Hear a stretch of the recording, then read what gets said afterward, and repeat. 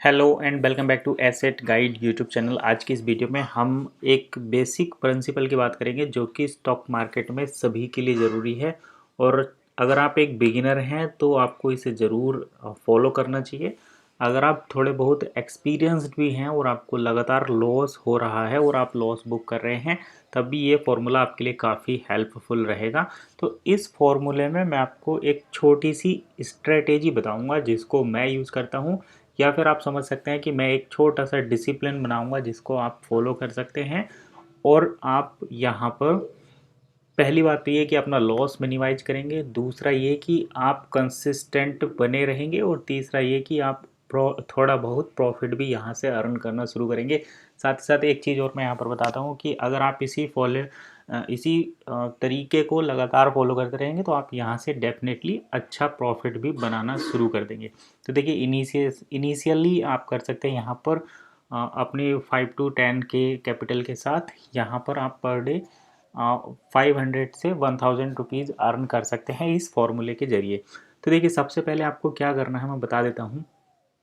Market open होता है 9:15 पर। वैसे तो प्री ओपनिंग हो जाती है 9 बजे ही, और यहाँ पर आप देख सकते हैं कि market gap up, gap down या किस कंडीशन में खुल रहा है। 9 बजे तक एकदम पिक्चर क्लियर हो जाती है और कैंडल बनना शुरू हो जाते हैं। तो 9:15 पर भी पहली कैंडल बनती है 1 मिनट की।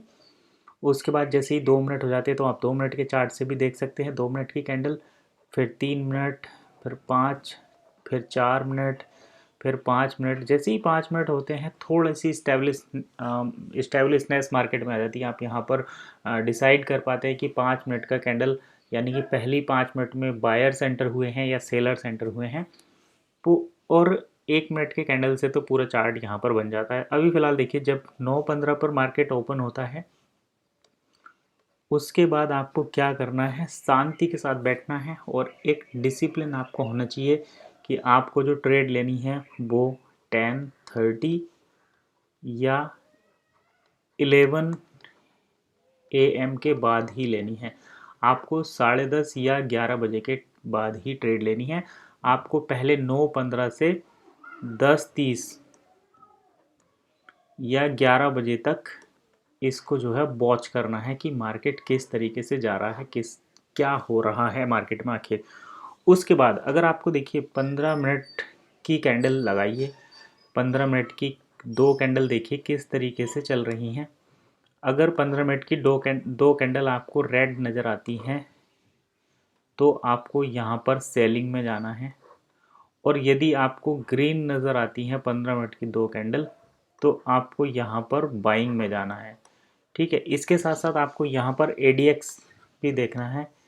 ADX ADX अगर 50 से ऊपर है तो आपको यहाँ पर बाय करना है, और ADX यदि 40 से नीचे है तो आपको यहाँ पर सेल करना है।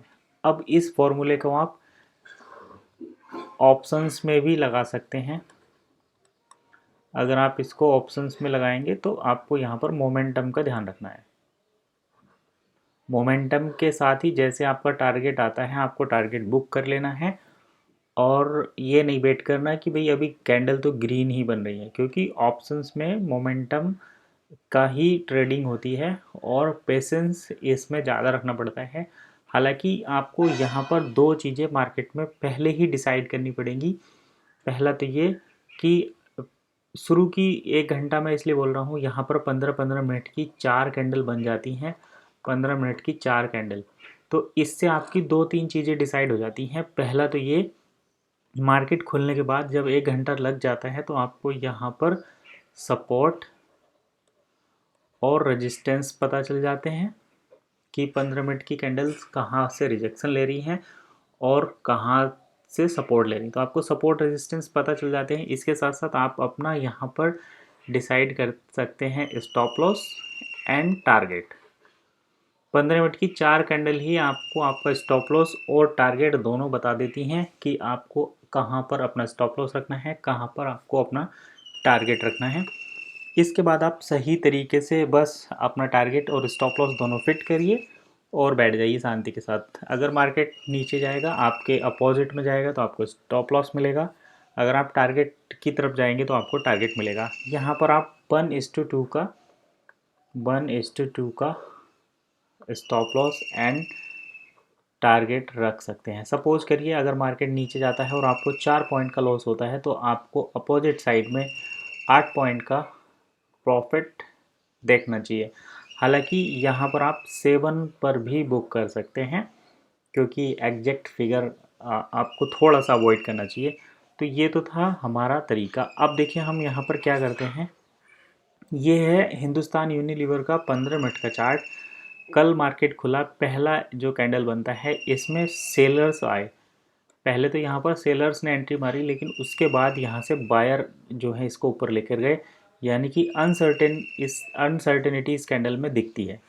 उसके बाद एक ग्रीन कैंडल बनी, लेकिन उस पर भी दोनों तरफ से बायर सेलर का यहाँ पर हमें प्रेशर देखने को मिला। लेकिन जैसे ही मार्केट अगली कैंडल पर जाता है तो यहाँ बड़ी मोरू बोजू बियरिश कैंडल बनती है, यानी कि रेड कैंडल बनती है। इस रेड कैंडल का मतलब होता है कि यहाँ पर सेलर हावी हो गए। हालांकि पहले भी सेलर थे, कुछ बायर आए, यहाँ पर बायर आए, लेकिन उसके बाद फिर सेलर आ गए। तो ओवरऑल यहाँ पर एक तो बायर होते हैं, एक सेलर होते हैं, और ओवरऑल यहाँ पर सेलर का पल्ला भारी हो गया बायर से, यानी कि आपको सेल साइड में जाना है। ये चीज़ 15 मिनट की 3 कैंडल से डिसाइड हो गई है। अब देखिए आपको यहाँ पर डिसाइड करना है कि हमारा किस प्राइस पर हम इसको बाय कर सकते हैं। तो जैसे ही आप इस चीज़ के बारे में लग जाते हैं तो अगली जो ये ग्रीन कैंडल बनती है इस पर आप इसको सेल कर सकते हैं। यहाँ पर इस पॉइंट पर आप सेल कर सकते हैं, और चाहे तो आप यहाँ पर भी कर सकते हैं, यहाँ पर भी आप कर सकते हैं। अगर आप यहाँ पर सेल करेंगे तो आपका स्टॉप लॉस थोड़ा बड़ा हो जाएगा, उसके मुकाबले आपको टारगेट देखिए यहाँ पर देखने को कम मिला। लेकिन अगर आप यहाँ पर भी सेल करते हैं और स्टॉप लॉस इसके 50 पॉइंट पर रखते हैं, तब आप बड़े आराम से यहाँ पर ये टारगेट बुक कर सकते हैं। तो देखिए यहाँ पर हमें मिला स्टॉप लॉस भी और टारगेट भी। अब मैं आपको यहाँ पर दिखाता हूँ रिलायंस का चार्ट। ये रहा रिलायंस का चार्ट, और इस रिलायंस के चार्ट में भी मैं सेम चीज HDFC बैंक का चार्ट दिखाता हूँ, क्योंकि रिलायंस को कम लोग देखते हैं, लेकिन HDFC बैंक के बारे में तो सभी लोग जानते हैं। और अगर आप निफ्टी, बैंक निफ्टी कहीं पर भी ट्रेड करते हैं तो आपको HDFC बैंक के चार्ट को तो ज़रूर देखना पड़ेगा ही। तो यहाँ पर देखिए पहली जो कैंडल बनती है इसमें यहाँ पर ओपनिंग होती है और यहाँ पर क्लोजिंग हमें देखने को मिलती है। हालांकि पहले खुलकर इसने गैप को फिल किया, उसके बाद यहाँ से बायर्स एक्टिव हो गए और मार्केट यहाँ पर जाकर पहली कैंडल बंद कर देता। अब आपको यहाँ से डिसाइड कर लेना है कि भाई हमें इसमें बाइंग साइड में जाना है, क्योंकि ओवरऑल देखा जाए तो बायर्स ही ज़्यादा हैं। यहाँ से मार्केट नीचे आया था, लेकिन बायर्स की क्वांटिटी यहाँ पर बढ़ गई, तो आपको बाय करना है। अब देखिए आप अगली कैंडल का भी वेट कर सकते हैं, अदरवाइज आप इसी कैंडल पर कहीं पर बाय कर सकते हैं यहाँ पर। तो ये आपका बाइंग एंट्री हो जाएगा, एंट्री पॉइंट। इसके बाद अगर हम देखें तो यहाँ पर लगभग 6 पॉइंट का स्टॉप लॉस, आप चाहें तो इस पॉइंट पर भी स्टॉप लॉस ले सकते हैं। और ये अगर देखें तो 3 पॉइंट का मात्र स्टॉप लॉस है, और यहाँ से यहाँ तक आप देखें तो पहली कैंडल में ही। और यहाँ पर आप इसके बाद जैसे ही आपने ये स्टॉप लॉस लगाया, ये SL जो है हिट नहीं किया मार्केट ने, और आपको यहाँ पर पहला टारगेट मिला था 12 पॉइंट का। तो इस तरीके से आप देख सकते हैं यहाँ पर 6 पॉइंट का स्टॉप लॉस, 12 पॉइंट का टारगेट, 1:2।